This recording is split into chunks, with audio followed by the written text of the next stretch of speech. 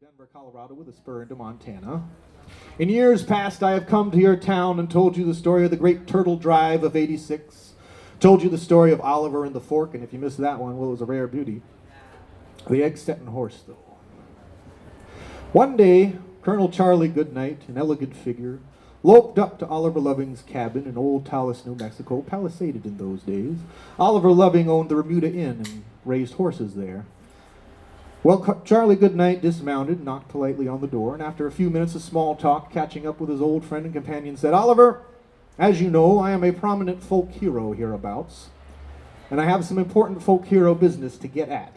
But my fool horse stepped into a chuck hold and broke its leg, and I came by to see if you'd see way clear to selling me a remount."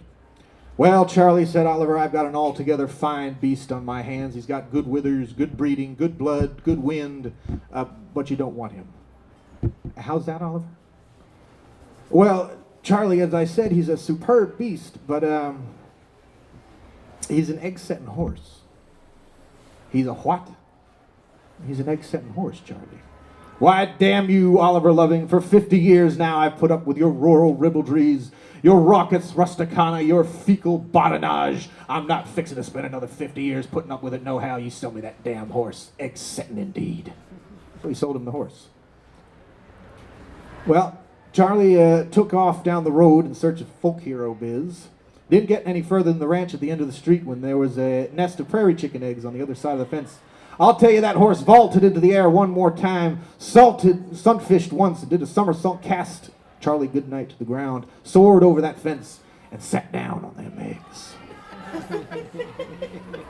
Charlie Goodnight was madder than a boiled owl. Pretty mad. He got up, brought that brute out from around that fence back onto the road, spun it around so it faced the right direction, mounted it saddle-wise. You'll notice that my discourse is littered with small language tests to ensure that we are all welded together as a single unit. He took off down the road once more. Didn't get any further than the old Taos River Bridge, before the river changes course. I'll tell you, that horse vaulted into the air one more time, sunfished twice, cast Charlie Goodnight to the ground, fractured his collarbone, soared over the edge of that bridge, and sat down in the water. Well, Charlie Goodnight was astonished. He got up, slapped the dust out of his breeches with the brim of his hat, clambered down the embankment, waded out into the middle of the river, jerk-reined that dumb brute back up onto the road, spun it around so it faced the other direction, clumb up on it, put the steel to it, rode hell-bent for leather back to Oliver Loving's cabin, where he launched himself from the saddle, ripped the door from its hinges, cast it aside, pulled Oliver Loving out by a tuft of white hair, proceeded to lay a litany of doom and vituperation upon his rapidly aging body, and said, "Damn you, Oliver Loving. I know you told me that was an egg-setting horse, and I didn't believe you. But as I was going by the ranch down the road over there, some chariot, see that runny stuff going down his rump? He sat down on them eggs.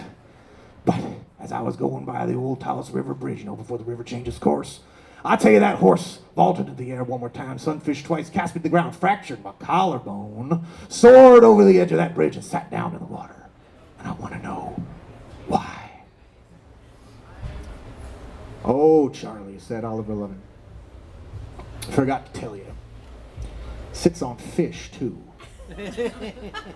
"That's the funniest story I ever heard in my life. What's wrong with you people?" Well, there's no accounting for taste, as they say.